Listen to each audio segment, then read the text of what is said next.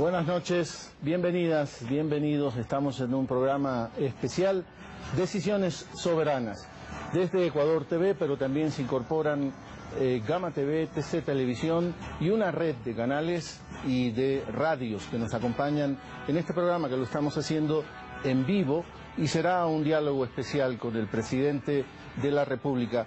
No vamos a dejar de hablar de los temas nacionales, pero vamos a privilegiar temas internacionales. Por eso nos acompaña un grupo de periodistas del exterior. Voy a presentar a los periodistas primero. El presidente de la República debería empezar con usted, presidente. Pero no soy periodista. Sí, pero soy economista. Pero el diálogo es con usted, ¿no? Gracias por recibirnos. No, gracias a usted y bienvenido, sobre todo a los compañeros, compañeras del exterior. Han viajado mucho para esta entrevista, se los agradecemos profundamente. Se lo agradecemos a nosotros también, presidente. Y digo que vamos a hablar de muchos temas internacionales, sin tocar algunos nacionales, ¿no? Porque también vale la pena aclararle a ese otro escenario, que es el contexto internacional, algunas decisiones que se han tomado de nuestro país, presidente. Bueno, sinceramente, no estoy aquí para aclararle nada al concierto internacional, sino al pueblo ecuatoriano, que es nuestro mandante. Es más, quisiera que ellos nos aclaren algunas cosas y tal vez a través de nuestros interlocutores lo podamos hacer. Yelena Milinchik, de RT, Russia Today, es la periodista que nos acompaña también esta noche para dialogar con el presidente de la República, el economista Rafael Correa. Bienvenida, Yelena, gracias por estar con nosotros. Muchas gracias por la invitación. Perfecto español, el presidente bromeaba, acaba de venir de Rusia, habla un español mejor que el nuestro, ¿no? Lo cual es muy difícil, ¿eh? Sí. Con ese acentito lo aprendiste allá en España, sí. Ese español.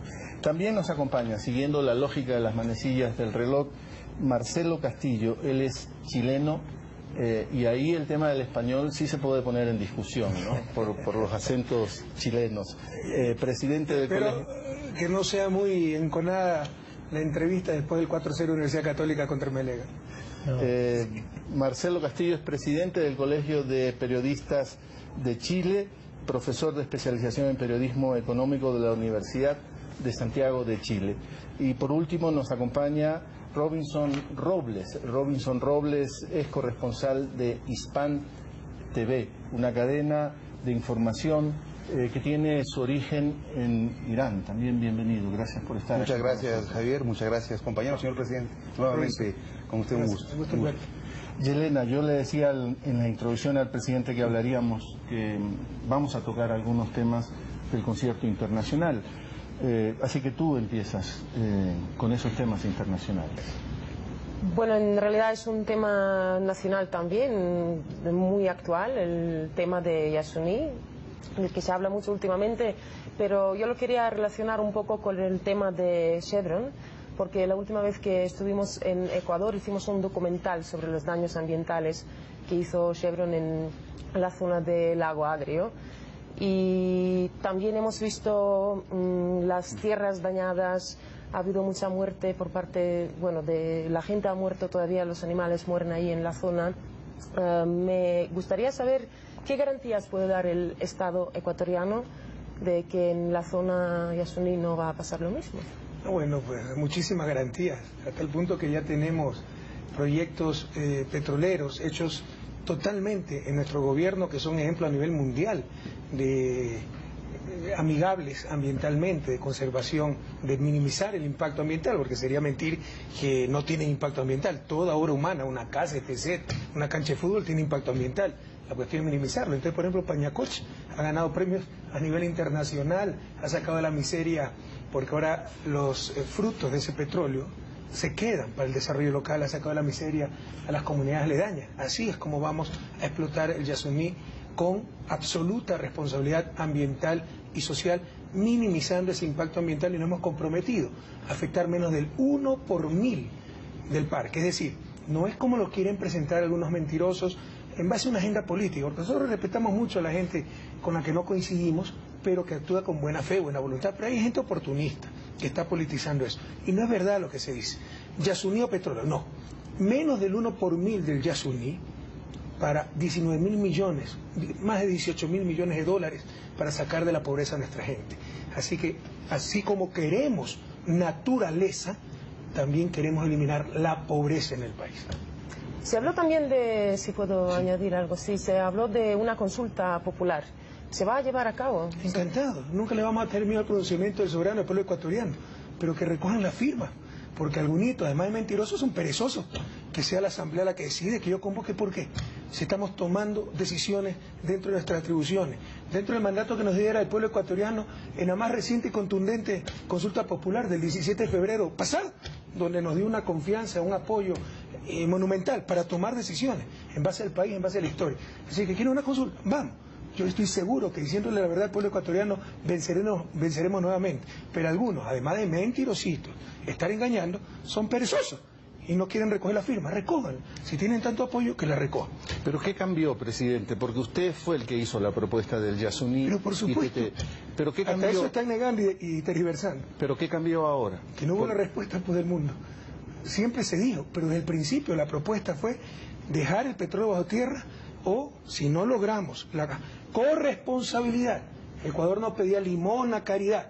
El mayor contribuyente era el pueblo ecuatoriano. El mayor sacrificio lo hacíamos nosotros. Siempre financieramente más conveniente fue para el país explotar ese petróleo.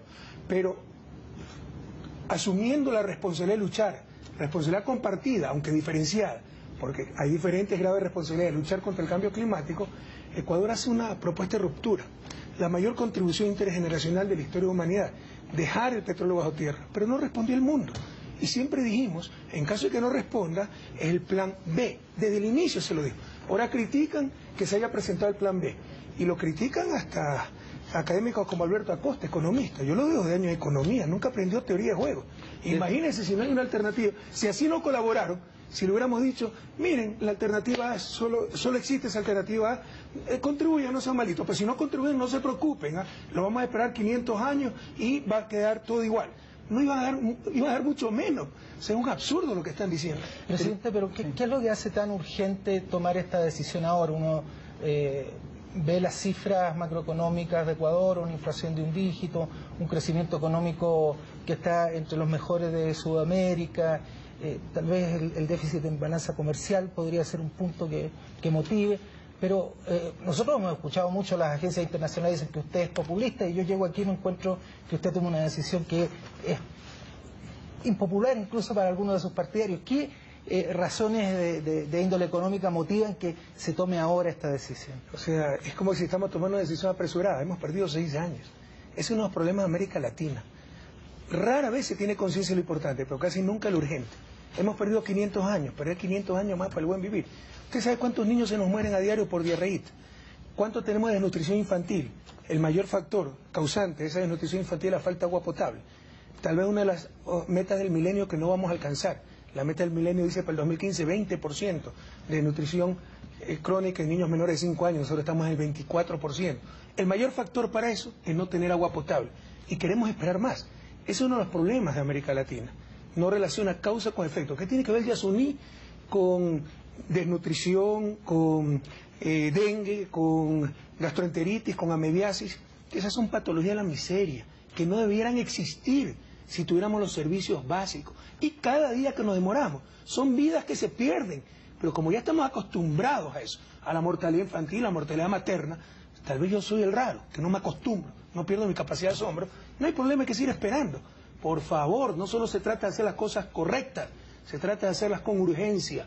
Hemos perdido siglos para el desarrollo. Usted dice el mundo no nos respondió. Desde Alemania le responden a usted y le dicen, es el presidente Correa el responsable del fracaso. Lo dice el portavoz del Ministerio de Cooperación Económica y Desarrollo de Alemania. Ahí usted ve la prepotencia, ¿no? Los vestidos imperiales de ciertos países, porque es el colmo. ¿Qué solvencia moral tiene Alemania para decirnos a nosotros cómo conservar nuestro medio ambiente? ¿Cuánta selva virgen tiene Alemania? ¿Cuántos grupos no contactados? Facilito, con la panza bien llena, después de que depredaron muchos otros continentes, decir a los países en vía de desarrollo que todavía tienen miseria, no talen, no extraigan, muéranse de hambre. Pero nosotros disfrutamos para turistear de la selva que ustedes van a conservar siendo tontos útiles. Lo que dicen esta gente es una insolencia. Y, por si acaso, la sociedad alemana, y le estamos muy agradecidos, el Parlamento alemán, fueron los que con mayor entusiasmo apoyaron la iniciativa, pero el Ministerio de Cooperación alemán siempre se opuso a la iniciativa, porque iba a dar mal ejemplo. Y si empezamos a compensar por dejar el petróleo bajo tierra, iba a subir el precio del petróleo, y eso afectaba a los intereses de Alemania. El ministro Nibel de Cooperación fue el que más se opuso a la iniciativa. Y ahora vienen con esta insolencia a querernos dar cátedra de cómo conservar el medio ambiente, a intrometerse en decisiones soberanas. Esto indigna, pero indigna. En todo caso, le insisto, fue el ministro Nibel el que se opuso, pero dieron 34.5 millones frente a la presión de la sociedad alemana, pero no para el fideicomiso. Usted puede leer el convenio, sino para proteger el Yasuní, porque no querían apoyar el concepto de dejar petróleo bajo tierra, pero por la presión de la sociedad alemana dieron 34.5 millones de euros en cooperación para conservar el Yasuní. Ahora nos están pidiendo cuentas, que van a revisar el convenio, que tenemos que informarle por qué hemos decidido explotar nuestro petróleo, dándonos cátedra de cómo cuidar el medio ambiente, cuánta selva virgen tiene Alemania. Pero la dignidad del país no está en venta. Señores, quédense con su plata. Rechazamos unilateralmente el convenio. Sabremos salir adelante sin la prepotencia de ciertos países que siempre se han creído los dueños del mundo. He ordenado que le devuelvan hasta el último centavo y damos unilateralmente por terminado el convenio con Alemania por la insolencia de estos funcionarios de tercer nivel que no han sido desmentidos por los funcionarios del primer nivel. Robinson. Esto ha generado también ya un conflicto, digamos que diplomático, porque la embajada en Alemania del Ecuador ha dicho que se anuncian reuniones con sus pares alemanes para solucionar este tema. ¿Cómo se enfrentaría esto con un diálogo, tomando en cuenta que también se vienen las conversaciones con la Unión Europea y que significa también la apertura de comercio del Ecuador? ¿Usted cree que es lo que estamos hablando? Que Ecuador toma la decisión soberana en su territorio de explotar el petróleo y yo tengo que pedir disculpas, pedir permiso, dar explicaciones. ¿Qué es esto, Luis? Por favor, ¿dónde estamos? ¿Por qué no le pide eso a Perú? ¿Acaso la selva conoce de límite? El Yasuní continúa del lado peruano y se está explotando petróleo. ¿Por qué no le dicen a Colombia? ¿Por qué no le dicen a estos países mismos cuando depredaban África y todas las colonias que tuvieron? Estamos desubicados, Robinson. Nosotros no tenemos que dar explicaciones a nadie. Esto no tiene que crear conflicto con nadie. Es una decisión soberana del Ecuador. Y si se crea un conflicto diplomático por esto, será porque se han entrometido en decisiones soberanas del Ecuador y este gobierno, este presidente, no lo va a permitir. Permítame sobre el tema Yasuní, una segunda pregunta, señor presidente, y es que paralelamente el Ecuador ha planteado y lo está haciendo el cambio de la matriz productiva, la sociedad del conocimiento, el dejar de ser un país extractivista para convertirnos en un país productor de bienes y servicios. ¿En qué momento va a haber el entronque de estas dos situaciones para dejar de ser petroleros, lo que podría significar un tema beneficioso por la naturaleza, pero pasar a ser ya productores y con el cambio de matriz productiva anunciada? Es uno de los tantos mitos y distorsiones que existen. ¿Sabe cuál es el país más desarrollado del planeta? El que siempre lidera el ranking de desarrollo humano de las Naciones Unidas. Noruega. Noruega es petrolero. Otros países más desarrollados del planeta, Canadá. Canadá es minero. Nos han convencido que desarrollarse, alcanzar el buen vivir, es acabar con la economía extractivista. Es un error grave. Todo país puede y debe aprovechar responsablemente sus recursos naturales no renovables. Es falsa la relación excluyente entre extractivismo y naturaleza. Noruega es petrolero, pero realiza buena operación petrolera y es uno de los países que mejor conserva su medio ambiente. Canadá es minero y es el país con mayor reservas de aguas dulces. Superar el extractivismo, no el infantilismo, de cerrar el petróleo, las minas, eso sería volver a una economía recolectora. Algunos quieren eso, maravilloso, pero no nos obliguen a todos a retroceder en la historia. Superar la economía extractivista es movilizar esos recursos como hace Noruega, para cuidar su medio ambiente. Eso nos puede permitir conservar el 20% de territorio que tenemos como áreas protegidas en el Ecuador y en este momento no tenemos los recursos para aquello. Significa movilizar esos recursos para desarrollar otros sectores de la economía y que poco a poco el sector extractivista vaya perdiendo peso. Pero no es el absurdo de no aprovechar nuestros recursos naturales no renovables. Por favor, seamos sensatos. Esas cosas se repiten una y otra vez y no resisten el menor análisis. Tal vez sea porque el Ecuador no se ha promovido ante el mundo como un país que está ahora explotando responsablemente sus recursos naturales, sino más bien hemos vendido ante el mundo como el ama la vida y desde el punto de vista más ecológico, que ha despertado en los jóvenes también esta ilusión del Yasuní. Imagínense lo que sería ahora que nos digan que hay un paso atrás en el tema Manuela Espejo. Perdóname que sea un tanto subjetivo al respecto, pero ese sentimiento podría estarse generando. Vea, nosotros podemos estar orgullosos de lo que hemos avanzado. La iniciativa Yasuní TT fue un fracaso financiero, pero ha sido un éxito rotundo en muchos otros aspectos. Por ejemplo, en la conciencia ecológica que ha despertado. Mira el debate nacional. Antes ni con los paquetazos había un debate como el que hay ahora por proteger un parque nacional. Esos son éxitos, y son éxitos de la revolución ciudadana. Lo que yo le quiero decir a los jóvenes es que no solo se requiere conciencia ecológica, no solo hay que querer, hay que saber el camino, se requiere ciencia, información, y que no se me deje engañar. Así como necesitamos naturaleza, necesitamos también vencer la pobreza, la miseria. Pero Ecuador es un ejemplo al mundo de manejo ecológico, nuestra Constitución. La quinta parte del territorio nacional son áreas protegidas. ¿Cuántos países de América Latina, del mundo, tienen aquello? Así que nos podemos sentir muy orgullosos de los logros en cuanto a conservación de la naturaleza y la Pachamama. Pero algunos quieren que nos muramos de hambre al lado de la fuente. Y eso es irresponsable. Como dijo von Humboldt, no podemos ser mendigos sentados en un saco de oro. Pero hay que analizar también, presidente, siguiendo esta relación que se ha hecho sobre las expectativas que ya ha generado sobre todo en los jóvenes, el caso ecuatoriano. Yelena decía, el Yasuní TT es internacional, pero sobre todo es ecuatoriano, y es verdad. Perdimos la moneda, usted sufrió ese trauma, y la sociedad ecuatoriana ha sufrido ese trauma, elemento constitutivo de la nación de cualquier país, la moneda. Ahora hay la sensación de que perdemos, aunque sea simbólicamente, pero el ser humano primero es símbolo, y eso importa mucho. Perdemos el Yasuní TT, presidente. ¿Qué decirle desde esa perspectiva a estos jóvenes, que no los podemos despreciar a nadie, porque forman parte de esta sociedad ecuatoriana, movilizan ideas, movilizan pensamientos? ¿Qué decimos? ¿Qué les decimos? Que primero, no perdamos el Yasuní TT. ¿Cómo no lo perdemos? Primero te lo digo a ti, es un grave error decir que perdemos el Yasuní TT. No es cierto, es mentira. Se va a afectar menos del 1 por mil del parque. El Yasuní continuará prácticamente intacto. Pero insisto, hay muchos mitos. Lo que se va a deforestar tal vez por la explotación petrolera. Nosotros hemos dicho menos del 1 por 1000, que sería 1000 hectáreas. Creo que no vamos a llegar ni a 500. Se calcula que por día se pierden en los bosques ecuatorianos 400 hectáreas potable ilegal, que no podemos controlar por la falta de recursos. Es decir, en 2 días se pierde en Ecuador potable ilegal más de lo que se perdería en el Yasuní por toda la explotación petrolera con alta tecnología, responsabilidad, etc. Entonces hay mucho mito. No es cierto que se pierde el Yasuní. El Yasuní va a continuar, pero también tendremos los recursos para el agua potable. La mitad de la población ecuatoriana en el siglo XXI, Yelena, no tiene agua potable, servicios sanitarios completos. Tenemos muerte infantil, muerte materna. Y cada día que nos demoramos, esas muertes son crímenes en el siglo XXI, porque son muertes evitables. Pero la gente no tiene conciencia de aquello. Entonces eso le digo a los jóvenes. El Yasuní va a continuar, pero la pobreza debe desaparecer. Sí, yo quería hacer una pregunta más que usted mismo ha mencionado. ¿Por qué no preguntan a Perú o Colombia por qué explotan sus bosques? Con todo respeto, yo soy muy respetuoso de la soberanía de cada país. ¿Por qué el mundo ahora interfiere en la política nacional de Ecuador? ¿Perdóname?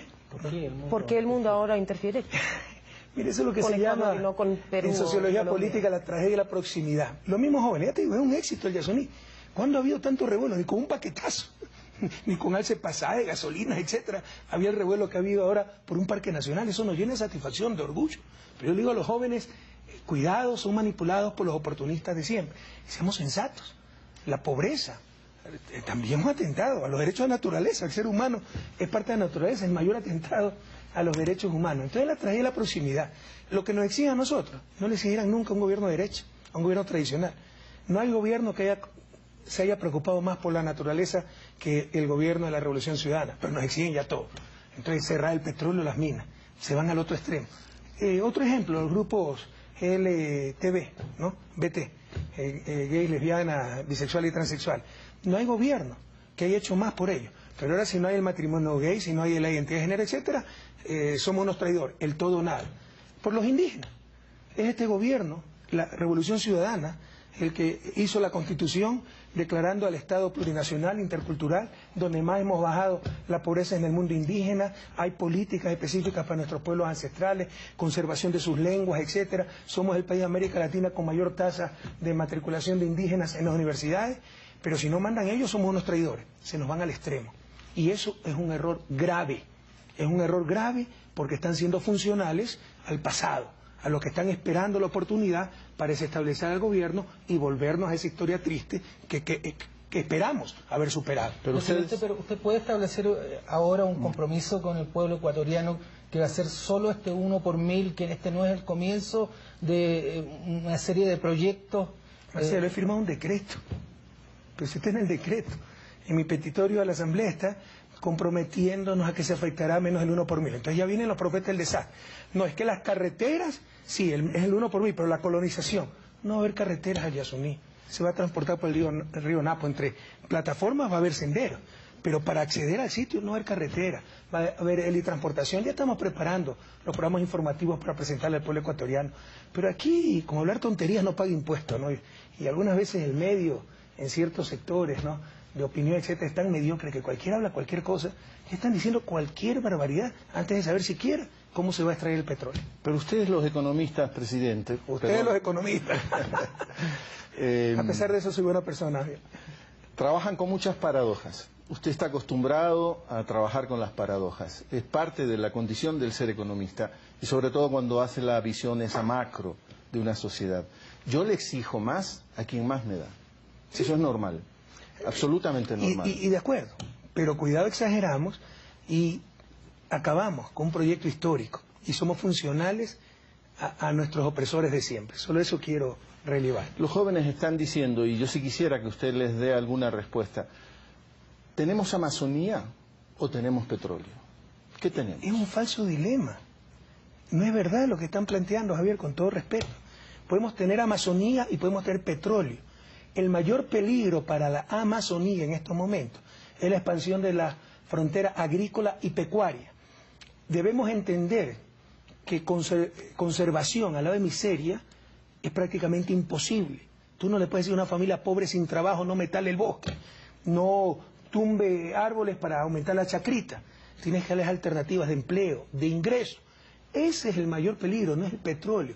Como el mayor peligro para el agua dulce no es la minería, la cual ni siquiera empieza. Son las aguas servidas de la ciudad porque no tenemos dinero. Solo el Cutuchi, en la Tacunga, el alcantarillado solo de la Tacunga. Imagínate cuánto costará en Quito, etcétera. Nos cuesta casi 70 millones de dólares para descontaminar el Cutuchi con las aguas del cual se riega el 30% de las hortalizas que consume el pueblo ecuatoriano. Por eso las amebiáceas, etcétera, porque se riegan esas hortalizas con agua contaminada. Entonces, esos son los peligros. Es un falso dilema Amazonía y petróleo. Podemos tener petróleo y más y mejor Amazonía, porque tendremos los recursos para conservarla. Señor presidente, el camino está trazado para una consulta popular. Se están embarcando en el carro de la ecología a la derecha. Sí, ahora hasta los banqueros son ecologistas, ¿no? Hasta la prensa. Para recolectar firmas. Ya que eliminen pues los periódicos de papel, ya son los periódicos digitales para evitar la tala pues, de árboles. Posiblemente se lleguen a recolectar las 600.000 firmas. Maravilloso, y vamos a consulta popular. Se llegue al Consejo Nacional Electoral, se apruebe la consulta en los 90 días de plazo y se dé una fecha. ¿Qué pasaría si gana en este caso el no? Que gane. Seremos respetuosos de la voluntad del soberano. Sería un grave retroceso. Sería nosotros mismos mutilarnos, hacer una harakiri social, continuar con miseria. O sea, tal vez algún día, usted lo ha dicho, Marcelo, los espectaculares indicadores macroeconómicos, aunque lo niega la prensa aquí, ¿no? Pero el mundo lo reconoce, del Ecuador. Algún día a las finales lograremos superar la pobreza. Pero recuerden que los tiempos son importantes también. Pues. No es lo mismo hacerlo en 3 años que en 30 años o en 300 años. Va a ser un ¿Cuántas generaciones perdidas? ¿Cuánto sufrimiento? Entonces seguiremos con lo mismo de siempre, pero ya será decisión del pueblo ecuatoriano. Nosotros jamás le tendremos miedo a la voluntad del pueblo ecuatoriano y nuestros cargos siempre están a disposición del mandante, nuestra gente, nuestro pueblo. Yelena hizo otra indicación, otra relación en su primer planteamiento, Yasuní-Chevron. Pero si me permite agregar algo, sí. ¿Por qué no planteamos entonces contextos globales? Porque aquí hay mucha hipocresía, ¿no? Aquí queremos tener todo. Combustibles subsidiados, pero no explotación de petróleo, o sea, imposible. En la misma consulta. Porque, mire, todos podríamos contribuir al Yasuní. Podemos rescatar iniciativas de Yasuní. Por ejemplo, si sacamos el subsidio de los combustibles y lo mandamos para el fondo Yasuní, que propongan eso en consulta popular, pues para ver si son capaces. Decía el tema Chevron, presidente, que ya salió en este mismo programa y que es muy importante. En algunos enlaces usted lo ha calificado de uno de los temas sobre los cuales tenemos que estar muy atentos como sociedad ecuatoriana por lo que está en juego, incluso por el cinismo con el que se trata el tema, presidente. ¿Cómo nos estamos preparando?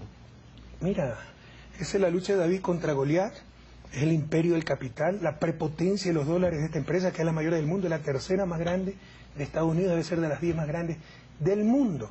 Y ha gastado más de 400 millones de dólares y tiene más de 900 abogados, tiene como 30 grupos de lobistas para tratar de hacer pedazos al Ecuador por el delito de haber perdido un juicio. Juicio que ellos insistieron en traerlo al Ecuador, porque los amazónicos los demandaron en Nueva York, la ciudad sede de la compañía.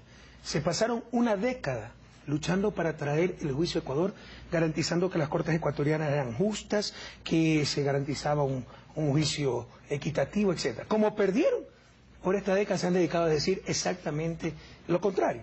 Ahora, en Estados Unidos nos pueden hacer pedazos, ¿no? Ellos manejan el medio, ustedes saben las instituciones medio raras de los gringos, que el cabildeo, los lobbies, que hay gente pagada que va a hablar con los senadores para que nos quiten el ATPDA, nos quiten preferencias arancelarias. Nos pueden hacer mucho daño en Estados Unidos, porque no nos conocen, pero América Latina sí nos conoce y nos cree. Y aquí le vamos a decir la verdad a América Latina de lo que hizo Chevron en Ecuador y lo que está haciendo en este momento para eludir su responsabilidad. Presidente, pero a propósito de lo que usted plantea, ¿no le duele a usted que Chevron ahora esté entrando asociado con el YPF en Argentina a explotar el petróleo? ¿No deberíamos tener una política latinoamericana del petróleo? Ojalá lo logremos. No quiero involucrarme en asuntos internos, estimamos mucho al gobierno de Cristina Fernández de Kirchner, pero lo que sí puedo decirle a Ecuador, a América Latina y al mundo es que Chevron hizo mucho daño al Ecuador y lo sigue haciendo. Por ejemplo, uno de sus argumentos es que la contaminación fue posterior a ellos, cuando siguió operando la empresa pública Petroecuador, que también hizo un desastre ecológico. Es mentira. Usted puede ir a pozos, a lagunas, donde solo estuvo Chevron y en el 92 ya no estuvo nadie más. Mete la mano y saca el petróleo. Es mentira. O sea, son falacias, no resisten el menor análisis. Pero en base a sus dólares quieren posicionar esas mentiras. Entonces lo que sí le podemos decir al mundo, que Chevron contaminó, destrozó la selva amazónica, un desastre ecológico 5 o 6 veces mayor que el derrame de petróleo de British Petroleum en el Golfo de México, 30 veces mayor que el derrame del Exxon Valdez en Alaska. Pero allá era Estados Unidos porque se contaminaba, acá ecuatorianos nomás son. Entonces que quede en impunidad. Y como perdió el juicio, sigue en otro crimen tratando de destruir al país. Pero la lógica de esa compañía, que buscaba la renta máxima, que es la lógica de muchas de estas compañías, esa es la ética con la que trabajan, era ahorrar tecnología. Por eso contaminaron el oriente ecuatoriano. ¿Por qué ahora creer que no van a trabajar con esa misma lógica otras compañías? Bueno, en primer lugar, el Yasuní lo va a explotar Petroamazonas, ¿no? Que es una empresa pública con otra lógica.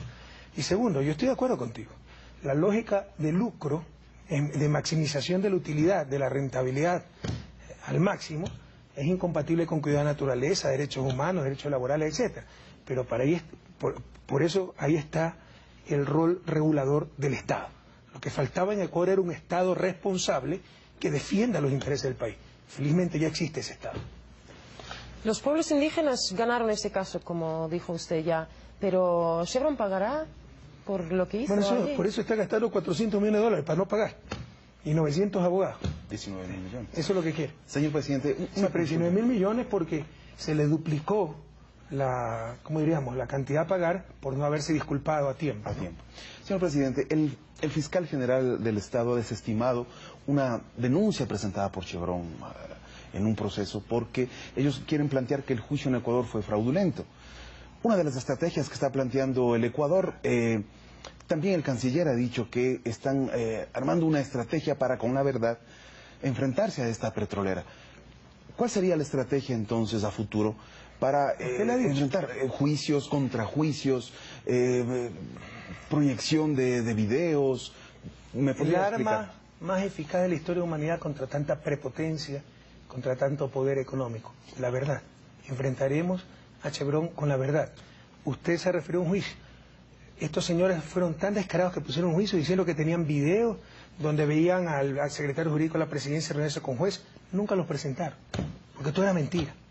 Acaba de ser desestimada esa denuncia y está pidiendo el fiscal que se le declare maliciosa y temeraria, porque nunca probaron sus, asimismo, temerarias acusaciones. Aquí que quede claro, el corrupto y corruptor ha sido Chevron.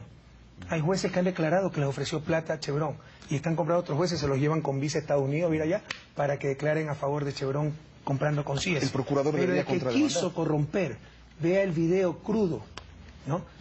Cuando lo dice el abogado Dossenger, le dice a los abogados, ustedes son unos corruptos, se lo dice de frente. Los corruptos y corruptores siempre fueron los representantes de Chevron que quisieron comprar a las cortes ecuatorianas, al gobierno ecuatoriano. Como no lo pudieron hacer, ¿ya? Ahora tratan de destrozar al país. Pero el escenario internacional, presidente, no está armado para proteger a los estados. Pero por supuesto, está armado para proteger esos intereses. Así es lo que he dicho, el gran desafío de nuestro tiempo, el luchar contra el imperio del capital. Estamos dominados por el imperio del capital. Todo está en función del capital. Estos centros de arbitraje que son una farsa completa, donde los árbitros van y vuelven a las transnacionales, donde se disputan, ¿no? UNCITRAL, CIADI, ¿quién tiene más clientes? Porque, ¿sabe? Los árbitros ganan por casos. O sea, nuestros jueces, así tengan 30 o 300 casos, ganan lo mismo. Entonces no tienen incentivo a declararse competentes en todo juicio. Es más trabajo para ellos. No, acá ganan por caso. Entonces el mejor negocio es declararse competente para todo. En el caso Chevron, se declararon competentes en base al Tratado de Protección Recíproca de Inversiones que entró en vigencia en 1997. Y Texaco, ahora Chevron, dejó de trabajar en el país en el 92. Están aplicando retroactivamente el tratado. No, pero declararse competente, o lo contrario, no declararse competente significa perder 200.000, 300.000 dólares en honorario. Entonces el mayor incentivo es declararse competente y ganar la platita. Entonces todas son farsas en función de las transnacionales. Todo está en función de las transnacionales. Todo está en función del imperio del capital. Incluso los países hegemónicos son dominados por ese imperio del capital. El gran desafío de la humanidad en el siglo XXI es el ser humano sobre el capital. Vencer al imperio del capital. Chileno. Sobre Chevron, creo que tenías alguna otra inquietud para plantearle al presidente. No, es que a mí me parece muy interesante que este caso no se acaba, porque en realidad ellos tienen que pagar tanto dinero, pero me parece que no se podrá llevar eso a cabo nunca. O sea, si hay justicia en el mundo, las demás cortes, respetando la soberanía del país, deberían reconocer la sentencia de las cortes ecuatorianas. Pero eso es lo que ha hecho Chevron, sembrar dudas sobre esa sentencia, sobre todo en Estados Unidos, para que no vale la sentencia y quedar impune. Pero la lucha continúa, ¿no? Ya la a lo mejor los otros países de América Latina pueden ayudar. ¿Cómo? A lo mejor los otros países de América Latina pueden ayudar. Por supuesto, y le insisto, o sea, en Estados Unidos nos puede hacer pedazo. En América Latina nos conocen, nos creen y nos quieren. Y podemos responderle a ese monstruo que es Chevron. ¿Usted cree que entonces como UNASUR o como CELAC pueden tomar una posición? No solo que pueden, deben. Lo hemos denunciado esto en cada foro. Debemos dar alternativas ya estructurales. Por ejemplo, centros de arbitraje regionales. Usted ve esos centros de arbitraje, siempre es el fallo a favor de las transnacionales. Todo está hecho a favor de ellos. El capital tiene más derechos que los seres humanos. Si usted quiere llevar un caso a la Corte Interamericana de Derechos Humanos en San José de Costa Rica, tiene primero que agotar las instancias jurídicas del país respectivo. Acá no. Acá cualquier transnacional, sin ningún otro trámite, puede llevar un Estado soberano a estos centros de arbitraje donde siempre pierde el Estado. O sea, negar esa realidad es darle la espalda a nuestra responsabilidad, a los desafíos de la historia. Tenemos que enfrentar eso con fuerza, con integración y la integridad, ¿por qué no?, latinoamericana. Y debemos dar respuestas estructurales, en el sentido, por ejemplo, de tener nuestros propios centros de arbitraje. Individualmente, el capital nos puede aplastar, ¿no? Unidos, nosotros pondremos las condiciones de ese capital que es necesario. Tiene tecnología, conocimiento, tiene financiamiento, pero individualmente nos pone las condiciones. En grupo, unidos, integrados, nosotros le ponemos las condiciones en función de nuestro pueblo.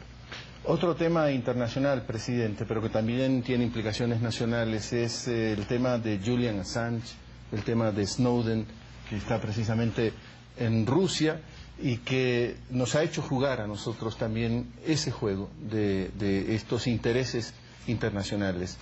¿Cuál es la posición ecuatoriana finalmente a estos temas, presidente? Bueno, Julian Assange está bajo la protección del Estado ecuatoriano porque en función del derecho internacional, de los derechos humanos, Carta de las Naciones Unidas sobre Declaración Universal de los Derechos Humanos, Carta Interamericana de Derechos Humanos, en ejercicio de la soberanía del Ecuador, decidimos otorgarle el asilo. Está bajo la protección del Estado ecuatoriano. La solución para el caso del señor Assange, que se vuelve grave después de tantos años, meses, confinado en la Embajada de Ecuador en Londres, la solución está en manos ya de Inglaterra, de Suecia, de Europa. Y sobre el señor Snowden, él hizo una solicitud de asilo a Ecuador y a varios países, pero no estaba en territorio ecuatoriano, requisito básico para dar trámite a esa solicitud. Si en un momento dado llega a una embajada ecuatoriana o al país, pues tramitaremos con absoluta responsabilidad y soberanía esa solicitud que todo ciudadano del planeta tiene derecho a presentar. El señor Snowden ni siquiera tiene una orden de captura internacional, pero como es peligroso para un país poderoso, todos debemos entonces perseguirlo. Ni siquiera tiene una orden internacional. Mira la doble moral, ¿no?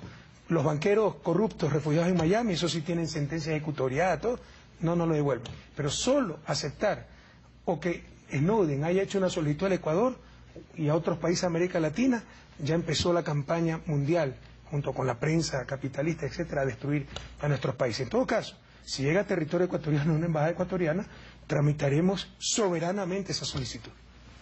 Hace poco se cumplió un año desde que le concediera a Ecuador a Julian Assange el asilo político y en esos días se hablaba mucho sobre una comisión que se formó y dijeron que en unas 2 semanas se iba a resolver su caso, pero ya ha pasado más de un mes y no se sabe todavía nada sobre esa eso. Comisión.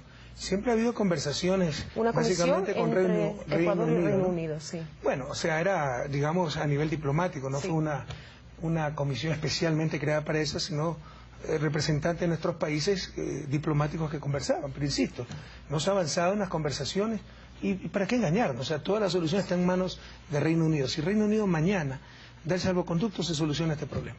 Ese es el único camino que aceptaría Ecuador. Bueno, hay otros caminos, ¿no?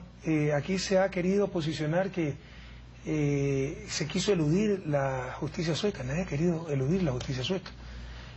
Ni siquiera está acusado todavía con los cargos específicos. El señor Assange está investigando supuestos delitos. Entonces lo tiene que interrogar a un fiscal sueco, pero lo puede interrogar en la embajada, lo puede interrogar por video y superar esa diligencia judicial para lo cual se lo requería. ¿Por qué no se lo hace así? Entonces también está en manos de Suecia la solución de este problema. ¿Y qué decimos? Dale. Una consulta, Javier, perdón. Señor presidente, lo de Snowden, lo de Assange reveló el gran tema del espionaje a nivel mundial. Y una de las últimas informaciones que han salido a la luz y que están también siendo investigadas por el Ecuador es que Colombia, teniendo tanto nivel de cooperación binacional en temas de policía, de seguridad, Colombia también habría estado espiando al Ecuador, no en este periodo de gobierno de Colombia, sino en el periodo de gobierno anterior y posteriormente al tema de Angostura. ¿Usted conoce de estas investigaciones? ¿Se sabe hasta dónde llegaron sus escuchas, sus espías, sus pesquisas? ¿Qué le podemos decir? Vamos en orden, ¿no? Imagínense por un instante si fuera Ecuador, Cuba, la que hubiera hecho el espionaje que reveló el señor Snowden. Hoy ya serían los satanes del planeta, estados fallidos, bárbaros, que no conocen de civilización, de derecho internacional, de respeto a la soberanía de los demás países. Pero lo hizo Estados Unidos, y está bien. Y una corte de Estados Unidos ratifica el derecho del gobierno de Estados Unidos de espiar a sus ciudadanos, espiar a los ciudadanos extranjeros y espiar a estados soberanos. Esto es gravísimo, pero el mundo no reacciona. Entonces, bueno, Ecuador no se prestará a estas cosas, pero también ya hay una responsabilidad de la comunidad internacional en su conjunto. Sobre Colombia no conozco a profundidad, pero no me extraña en absoluto. Cualquier cosa se puede esperar del anterior gobierno, pues, y ojalá que hayan espiado bastante para que tengan certeza de la transparencia con la que actuamos. Lo que sí le puedo verificar, porque obtuvimos la información, es que todas nuestras cuentas de correos han sido hackeadas, de nuestros teléfonos intervenidos. Nos pasó una fuente que participó en estas operaciones toda esa información. pero eran como núcleos diseminados, ni él mismo sabe dónde estaba el centro. Entonces, seguimos investigando para ver quién dirigió este espionaje masivo, que es diferente al de Snowden, no es de Estados Unidos, pero se espió al gobierno de Santos, al gobierno ecuatoriano, al gobierno venezolano, al gobierno argentino, y tenemos ahí las pruebas. O sea, esto no es que estamos sospechando, no, nos pasaron los mails, todos nuestros mensajes, etcétera, ¿no? Hemos sido espiados permanentemente. Pero también se puede leer en los medios nacionales de nuestro país, acá en Ecuador, que está bien, tenemos política digna y soberana, pero al costo de resultados económicos. Pero se acaba de decir Marcelo que nos va a recontra bien, pues pónganse de acuerdo, defendiendo la soberanía del país. Además que no solo el pan vive el hombre, pero y el pragmatismo, ¿no? Eso es lo que decían siempre los neoliberales. Nosotros somos pragmáticos y cedían ante todo, ¿no? Ante cualquier imposición, ante la burocracia internacional. Y mire los resultados. Un desastre del país. Ahora con soberanía, con dignidad y con políticas económicas inteligentes, pero soberanas en función de nuestro pueblo, mire los resultados económicos, que tal vez aquí la prensa no quiere reconocer, pero Chile lo reconoce, la región lo reconoce, el mundo lo reconoce. Bueno, cuestión de ver los números. A propósito, presidente, usted mencionó el tema de la eliminación de subsidios, que también es una política que puede ser poco popular, digamos, combinado con esta explotación del petróleo. Uno puede imaginarse unos superávit fiscal que van a ser invertidos, digamos, en desarrollo y en crecimiento. ¿Cuáles son las perspectivas? ¿Cuál es la idea de fondo detrás de esta combinación de políticas? Responsabilidad histórica, porque ese es otro error, ¿no? Nos va bien, ¿para qué buscar más? Porque todavía nos falta muchísimo. Todavía tenemos miseria. Claro, por primera vez la miseria está en menos de un dígito, pero tenemos todavía casi 9% de miseria. Y con que hay un solo pobre, indigente en Ecuador, es demasiado. Todavía tenemos niños sin escuela. Todavía tenemos déficit de vivienda. Entonces, por favor, tengamos sentido de la urgencia. Y lo que estamos haciendo es responsable con el futuro. Para mí lo más fácil sería evitarme estos problemas. Si me va recontra bien, tengo más de 80% de apoyo popular. Somos la economía que más crece en América Latina, la que más bajo desempleo tiene, la que más ha avanzado en el ranking de desarrollo humano. ¿Para qué complicarme la vida? Por responsabilidad. Sepa usted, Marcelo, que después de 2 años vamos a ver el primer dólar del petróleo de Yasuní. Y una partecita, la mayor parte de ese ingreso petrolero vendrá después del 2017, cuando yo dejaré de ser presidente. Y usted ve las boberías que se dicen en el país con mucha mala fe, ¿no? Hoy día una asambleísta de oposición bastante limitada, ¿no? Muestra una ignorancia terrible. May Montaño, ¿no? De la derecha, que la explotación de Yasuní ante el excesivo gasto público, desesperado el país por el gobierno por el gasto público. El primer dólar lo vamos a ver después de 2 años. Y la inmensa mayoría de ese recurso petrolero lo va a ver el próximo gobierno. Y eso servirá para pagar a los burócratas. La Constitución prohíbe que con petróleo, lo que llamamos ingreso no permanente de un recurso finito, se financie gasto permanente, sueldo y salario. Todas son mentiras y ni siquiera se ponen de acuerdo, porque la extrema izquierda, Edgar Ish, hoy día y mañana también, en otra radio dice, y Correa está mintiendo que con esto va a solucionar la pobreza porque el primer dólar se verá después de 7 años. O sea, ni siquiera se ponen de acuerdo para mentir. Usted no se imagina la mediocridad del medio.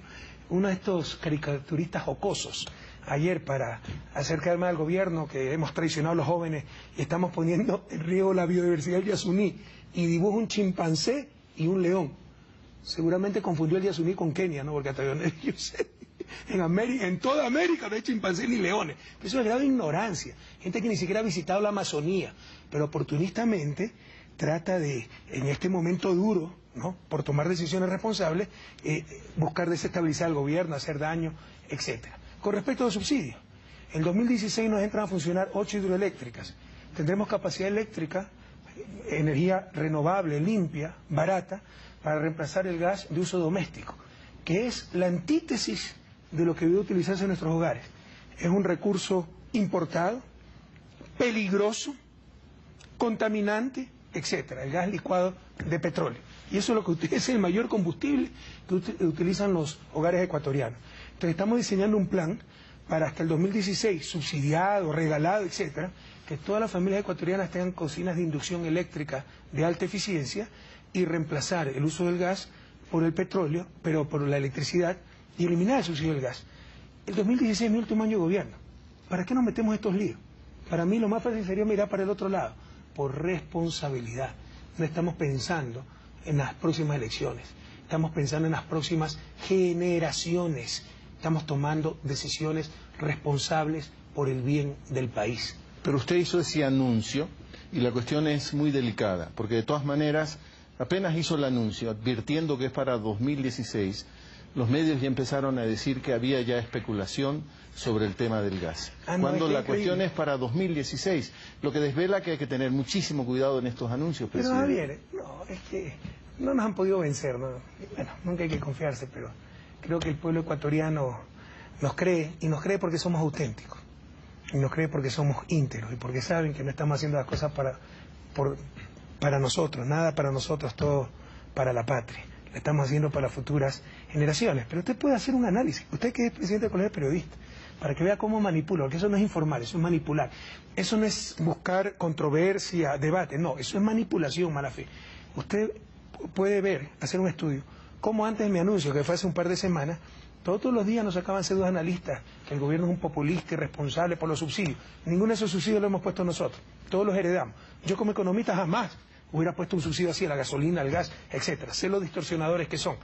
Pero en economía hay cosas muy fáciles de hacer y muy difíciles de deshacer.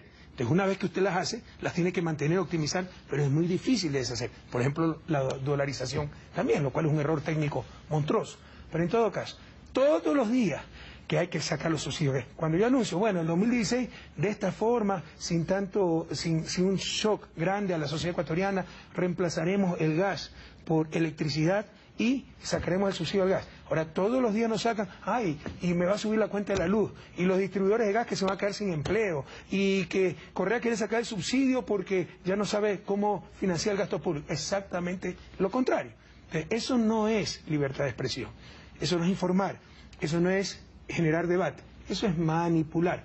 Pero bueno, esa es la prensa que tenemos en el país, la hemos vencido y la seguiremos venciendo. Señor presidente, pero justamente la ley de comunicaciones que se promulgó hace poco tiempo acá, hace un par de meses, ¿cree que va a ayudar justamente a que haya más pluralismo, más diversidad de opiniones en los medios de comunicación? ¿Cómo ve usted la perspectiva de esta ley que ha comenzado a operar aquí en Ecuador y que la miramos con mucha atención porque en Chile no existe política pública de comunicación y nosotros estamos preocupados por eso? Los medios mercantilistas, todos se quejan de la ley, pero todos la cumplen. Entonces saben que con este gobierno no se juega y aquí nadie puede estar por encima de la ley. Y yo creo que ha dado sus frutos. Usted ve que pese a la manipulación que le acaba de manifestar, ¿no? Ya no hay tanto descaro, ya rectifican, ya ponen las dos fuentes, etcétera. Antes no se veía eso. Antes podía decir la más grande mentira. Usted decía, utilizando mi derecho a la réplica que estaba en la Constitución, pido que se rectifique eso. Y le contestaban. Ahora sí lo hace.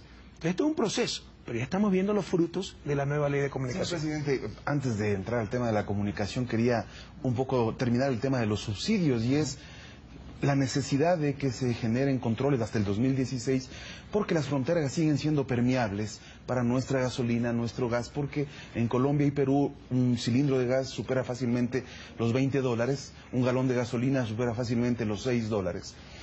Y esto hace que se genere un ilícito negocio que no se ha podido controlar. ¿Cómo plantearse esto hasta el 2016 en que ya se eliminarán los subsidios y que se equipararán estos precios? El subsidio del gas. Entonces, se acaba con eso el contrabando. Cuidado, yo no quiero satanizar tampoco a los subsidios. Hay subsidios eficientes, hay subsidios que mejoran distribución, pero hay subsidios distorsionadores.